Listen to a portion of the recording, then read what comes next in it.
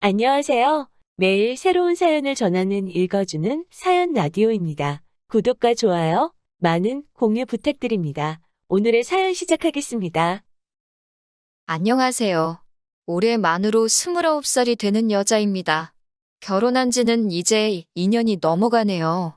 결혼 전에는 세상에서 가장 좋은 사람들인 척 행세하더니 결혼하자마자 돌변해서는 진짜 시월드가 뭔지 보여주려고 애를 쓰더라고요. 제가 매번 그냥 참고 넘어가려고 했지만 이게 참는다고 될 일도 아니더군요. 하루를 참으면 그 하루만큼 더 강하게 나오시더라고요. 마치 제가 언제 떨어져 나가는가 테스트라도 해보려는 건가 싶을 정도로 말이에요. 거기에 더불어 남편의 미온적인 태도에도 열이 받아서 얼마 전에 시댁에 가서 한번 시원하게 뒤집어버리고 돌아왔는데 매번 사연 듣기만 하다가 저도 제 이야기를 한번 이렇게 적어봅니다. 결혼하기 전에는 결혼만 해준다면 간이고 쓸개고 다 빼주시겠다는 듯이 말씀을 하셨어요. 저보고 우리 아들 살려줘서 고맙다는 식으로 이야기를 하셨고요. 살려준다니 무슨 말인가 싶어서 그 말을 들은 날 남편한테 당신 부모님이 무슨 말씀을 하시는 거냐 물어봤습니다. 하는 말이 두 분이 어떤 신내림을 받으신 분을 잘 알고 지내신답니다. 저는 사실 그런 걸 잘 안 믿는 부류이기 때문에 그분이 얼마나 용한지는 모르겠지만 그분 말씀을 듣고 따라서 손해를 본 적이 한 번도 없었다고 하더라고요. 그래서 신내림을 받으신 그분을 향한 신뢰가 엄청나시다고요. 그런데 그 당시에 그분이 말씀하시길 지금 연애하고 있는 사람, 그러니까 저를 말하는 거겠죠? 아무튼 저와 그의 안으로 결혼을 하지 않으면 남편 신변에 엄청 안 좋은 일이 생길 거라고 이야기를 했다고 합니다. 평소 같으면 부적 하나 써주고 말 일이겠거니 했는데 부적으로도 소용이 없고 무조건 저랑 결혼을 해야 한다고 우기셨다나 봐요. 당시에 저는 안정적인 직장에 다니고 있고 머리도 좋고 상냥한 남편이 남편감으로 좋은 사람이라는 생각은 가지고 있었지만 결혼까지는 생각해 본 적이 없었거든요. 당시 제 나이가 27으로 어리기도 했었고 남편도 딱히 결혼하고 싶다는 뉘앙스를 풍긴 적이 한 번도 없었거든요.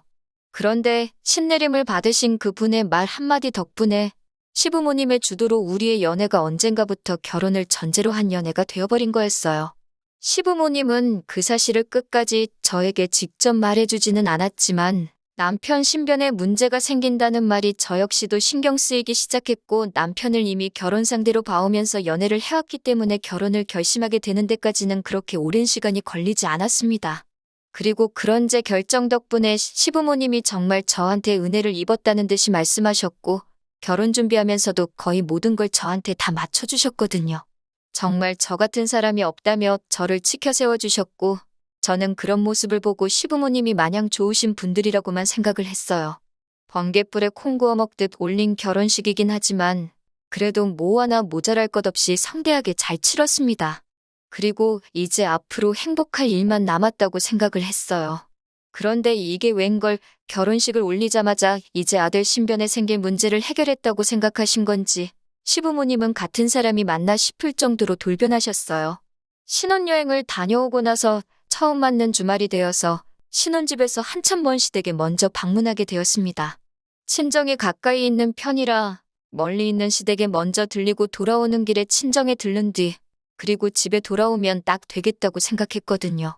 어머님 드리려고 신혼여행지에 있는 명품 매장에서 사온 백과 아버님께 드리려고 돌아오는 비행기 안에서 구매한 양주를 들고 들어갔어요.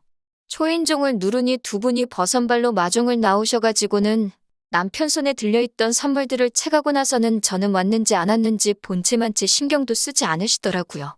한참 가방을 구경하시더니 그제서야 저를 쳐다보시고는 남편에게 차키를 내놓으라고 하는 겁니다. 남편이 차키는 왜 필요하시냐 그랬더니 부모가 말하는데 말대꾸를 하냐면서 차키를 휙 채가시더군요. 그러고 나서는 두 분이 차로 향하셔서는 트렁크를 열었어요. 그 안에 있는 친정 부모님께 드릴 선물을 꺼내더니 자기들이 받은 것과 비교를 하기 시작하더라고요.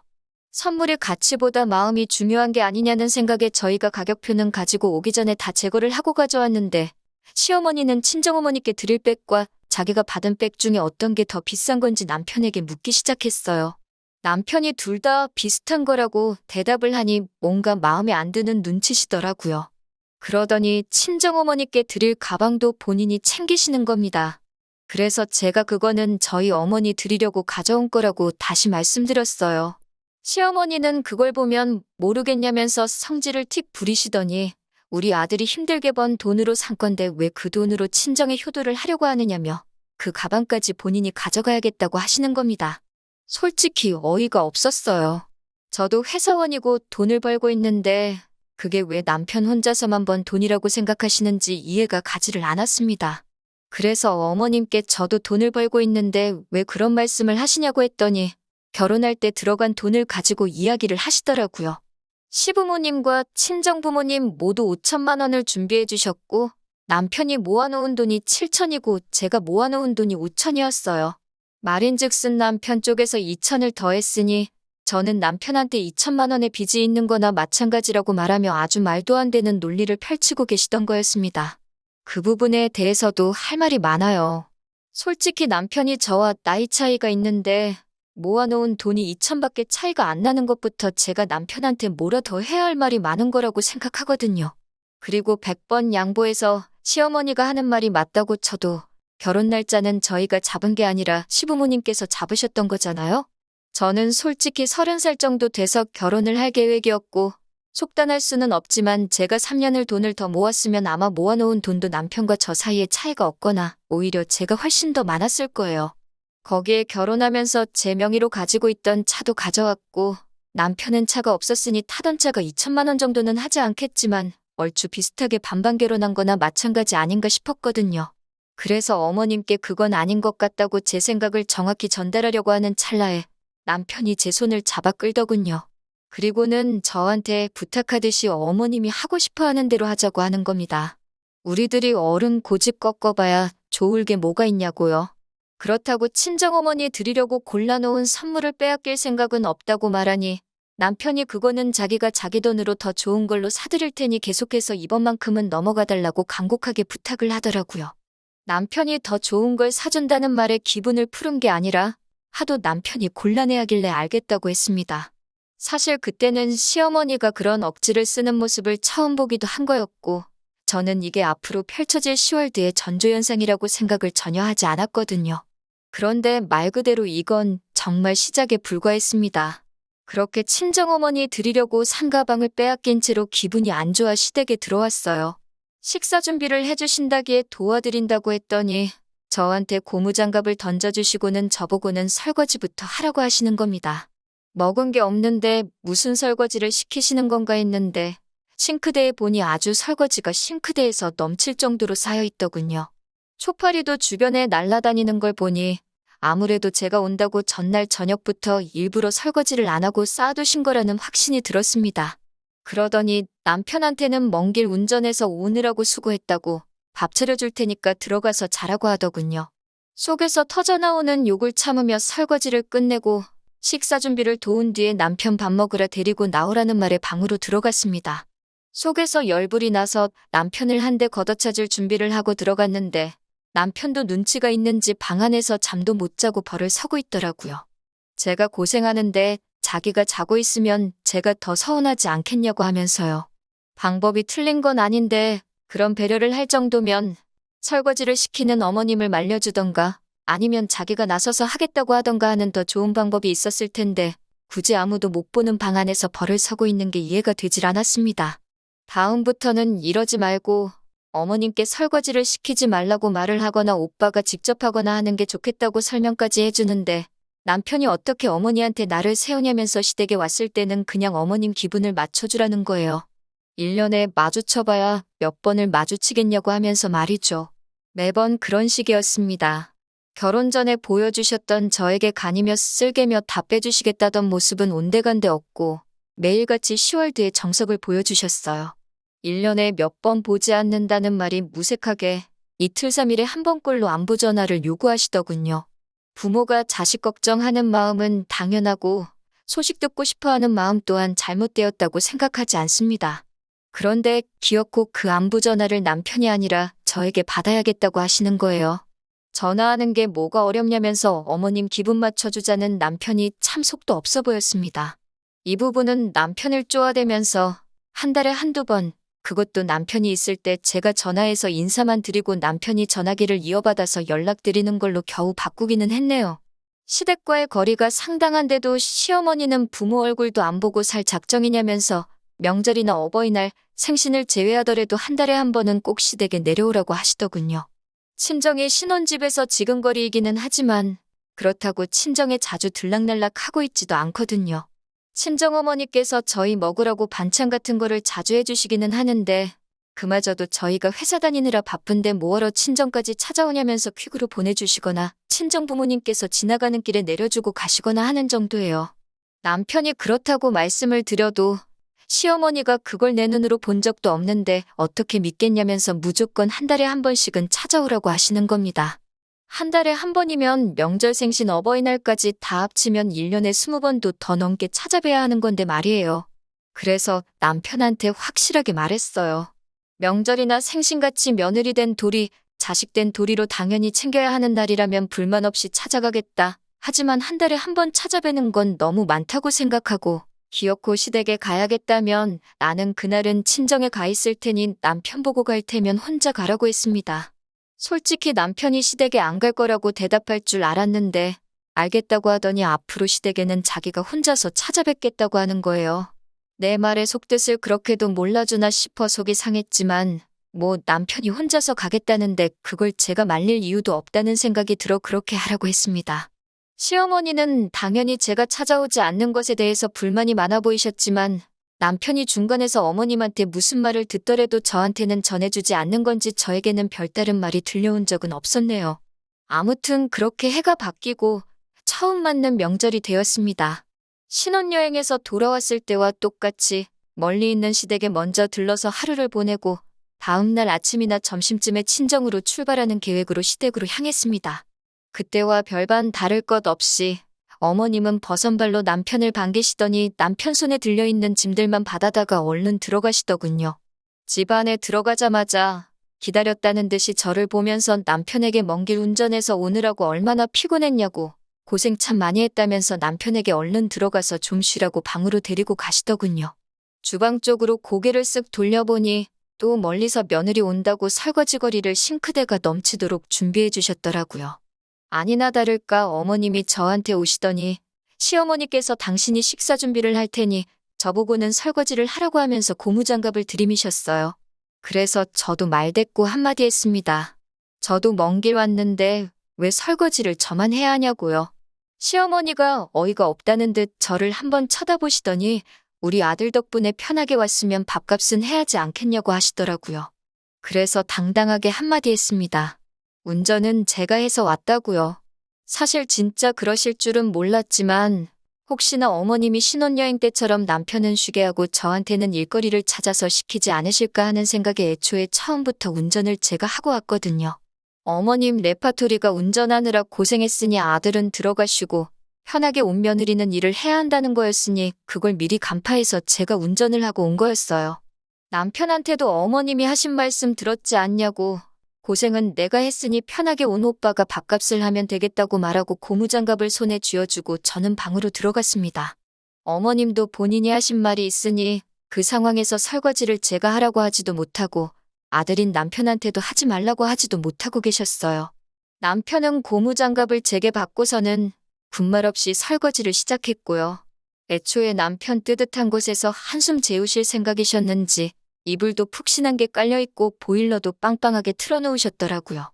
뜨끈한 방바닥에 두 다리 쭉 뻗고 몸을 뉘었더니 정말 3시간 거리 운전해서 온 피로가 싹 달아나더라고요. 방문 밖에서 어머님이 약이 많이 올라있는 소리를 들으니 그 편안함이 배가 되더라고요.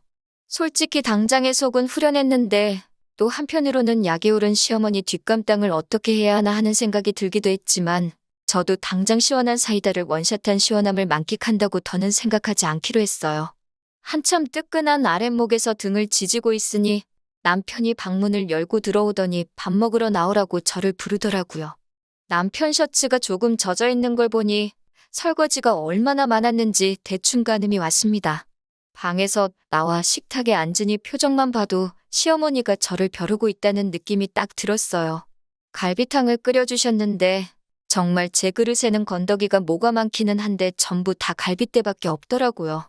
뼈만 들어있는 그릇을 보고 어이없어하고 있는데 남편 그릇을 보니 제 그릇에 담겨있는 갈빗대에 붙어있던 고기가 어디로 갔는지 안 봐도 알겠더라고요. 시어머니가 먹는 거 가지고 일부러 그러신다는 게 딱 티가 나서 저도 그릇이 바뀐 것 같네 하면서 남편 앞에 놓인 그릇과 제 그릇을 바꿔버렸습니다. 그러니까 시어머니가 그릇을 왜 바꾸냐고 니 거 떠준 거 맞다고 하시면서 제 손목을 탁 치더라고요. 그래서 대놓고 제 갈비탕은 고기가 한 점도 없고 뼈밖에 없어서 그런다고 남편이 평소에도 국에 들어간 고기는 육즙이 빠져서 맛이 없다고 잘 안 먹기에 가져간다고 했습니다. 아니나 다를까 제 말이 끝나자마자 시어머니의 무한 잔소리가 시작되었습니다. 우리 아들 밥을 어떻게 챙겨주기에 얘가 피골이 상접을 했는가 했는데 이유를 알겠다고 하시더군요. 제가 시댁에 한 달에 한 번 오는 것도 싫다고 하는 이유를 알겠다고 하십니다. 남의 집 귀한 아들 뺏어가 놓고선 며느리 도리는커녕 마누라라면 당연히 남편을 위해 희생해야 되는데 지 입속만 챙기고 남편 거를 탐을 내고 그렇게 다 뺏어가 버리니 남편이 길을 펴지도 못하고 삐쩍 꼴아가지고 있는다고 괜히 그것 때문에 이 시어미한테 잔소리 들을까봐 겁나서 못 오는 거 아니냐고 하시더라고요.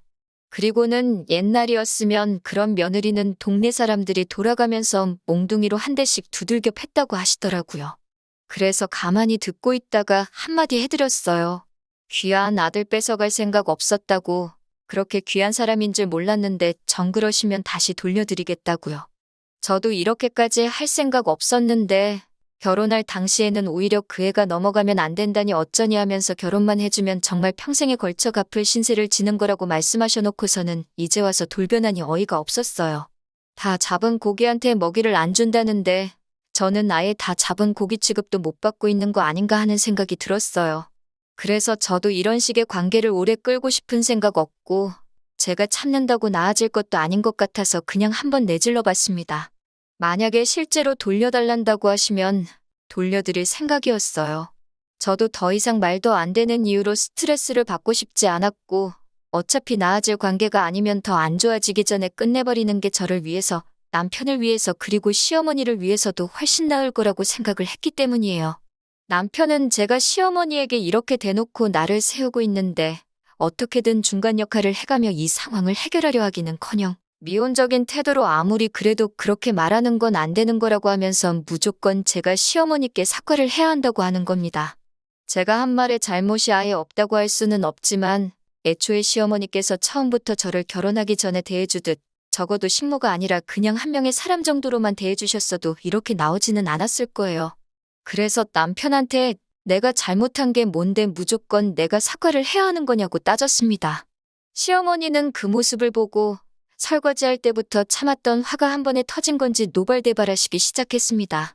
귀한 아들을 줬더니 고마워하기는커녕 시대갈기를 아주 우습게 안다고 내 아들이 벌어다주는 돈으로 편하게 살고 있으면서 아주 은혜도 모른다고 하는 거예요. 남편이 돈을 벌어다주면 얼마나 벌어다주냐고, 얼마 되지도 않는 돈을 벌고 있으니 나까지 맞벌이를 하고 있는 거 아니겠냐고, 진짜 돈 많이 벌어다주고 호의호식하게 만들어줬으면 제가 이러겠냐고 하면서 그리고 그 귀한 아드님 누가 언제 달라고나 했냐고 따졌습니다. 어머님이 저한테 하루빨리 결혼했으면 좋겠다고 해서 한 거지 제가 언제 달라고 한 적이나 있냐고요. 그렇게 귀한 아들이면 제가 돌려드린다고 하지 않았느냐. 그러니까 그냥 가져가시라 말하고 자리를 박차고 일어나 밖으로 뛰쳐나갔습니다. 할 말은 하고 나왔으니 속은 후련하더군요. 그런데 어이가 없었던 건 아무리 제가 시어머니와 싸우고 나서 자리를 박차고 나왔다고 해도 남편이 저를 달래주러 따라 나올 줄 알았어요. 차 안에서 한참을 있는데도 남편은 코빼기도 비출 생각을 안 하더라고요. 안 봐도 뻔하게도 아마 집안에서 그 귀한 시어머니 기분을 달래드리고 있을 모습이 눈에 선했습니다. 1시간을 차 안에 있었나, 저한테 심지어 어디냐 전화 한 통 문자 하나 보내지 않는 남편을 뒤로하고 차를 끌고 집으로 돌아왔습니다. 그리고 곧바로 이혼을 진행하게 되었어요. 연락을 강요한 것부터 시댁에만 편파적이길 원했던 것에 한 달에 한 번은 무조건 오라고 했던 것까지 전부 다 이혼 사유가 되어서 소송을 진행할 수 있었습니다. 심지어 파탄의 원인인 시어머니에게 위자료까지 청구할 수 있었어요. 위자료라고 해봐야 얼마 되지도 않는 돈이지만 그렇다고 그걸 안 받을 이유까지도 없어서 위자료 청구 소송도 동시에 진행했습니다. 시어머니는 노발대발하시며 저에게 입에도 담기 힘든 욕을 하셨는데 얼마 뒤에 태도가 싹 바뀌어 돌아왔습니다. 신내림을 받으셨다는 그분에게 찾아가서 또 상담을 했나 봐요. 그런데 그분이 하는 말이 결혼을 했다고 해서 이혼을 해도 된다는 말이 아니다. 남편이 저랑 이혼하면 애써 막아놓은 애기 남편을 다시 덮친다고 하여 수년 내로 또 남편한테 큰 화가 생길 거라 이런 이야기를 해줬다나 봐요. 그런 건 잘 믿지 않는 편이지만 그 말에 혼비백산해서 이혼은 무르고 다시 남편과 합쳐달라고 부탁하는 시어머니를 보니 그분이 신내림을 혹시 저희 수호천사에게 받은 게 아닌가 하는 생각도 들어요. 물론 여태까지 있던 일이 사과를 하신다고 해서 제가 받아들일 일은 아니라는 생각이 들었습니다. 단지 시어머니가 저를 며느리감으로 원했던 건 그냥 남편에게 생길 화를 막아준다는 이유 하나뿐이었던 것 같고 다시 용서해준다고 한들 시어머니가 저를 대하는 태도는 변하지 않고 평생 귀한 아들 뺏어가 놓고 성에 차지 않게 하는 며느리 정도로 저를 받아들이실 테니까요. 그래서 결국에는 이혼했습니다. 마지막에는 시어머니가 우리 아들 잘못되기라도 하면 다 네 탓인 거라고 하면서 어디 한번 두고 보자는 식으로 울음장을 놓으시더라고요. 정말 무슨 일이 생길지 안 생길지는 모르지만 그 마지막 모습을 보니 이혼을 결심하기를 참 잘했다는 생각이 들었습니다. 이혼녀라는 오명이 생기긴 했지만 요즘 뭐 그런 게 흠도 안 된다고 하고 막말로 저와 남편 사이에 아이가 있었던 것도 아닌데 저는 얼마든지 새 출발할 수 있을 거라고 믿습니다. 하지만 남편은 시어머니가 계실 때까진 아마 새 출발하기는 힘들 거라고 생각해요. 이혼 과정 중에서도 시어머니 꼭두각시 노릇만 하던 남편이니 평생 저를 놓친 걸 후회하면서 평생 시어머니 눈치나 보면서 그렇게 혼자 외롭게 지냈으면 합니다. 아마 제가 그렇게 바라지 않아도 시어머니가 남편을 그렇게 만들어줄 테지만요. 긴 이야기 들어주셔서 감사합니다. 오늘의 사연은 여기까지입니다. 구독과 좋아요, 알람 설정해주시면 앞으로 더 좋은 사연으로 찾아오겠습니다. 감사합니다.